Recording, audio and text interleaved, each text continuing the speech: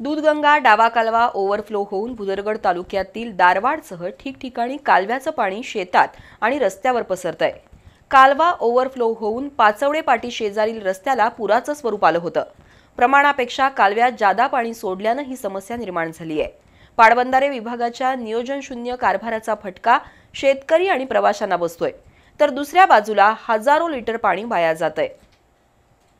कूर मुदाळ मार्गे दूधगंगा डावा कालवा मिंचे खुर्दकडे जातो। हे अंतर 9 किलोमीटरचं आहे। सध्या हा कालवा काठोकाठ भरून वाहतोय।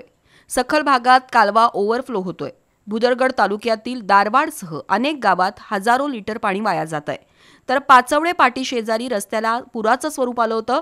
शेतात पाणी तुंबल्यानं मशागत वाया गेली आहे। त्यामुळे पाटबंधारे विभागाच्या नियोजन शून्य कारभाराबद्दल तीव्र संताप व्यक्त होतोय।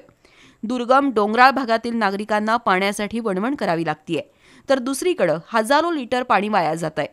पाटबंधारे विभागानं प्रमाणापेक्षा जादा पाणी सोडल्यानं ही समस्या निर्माण झाली आहे।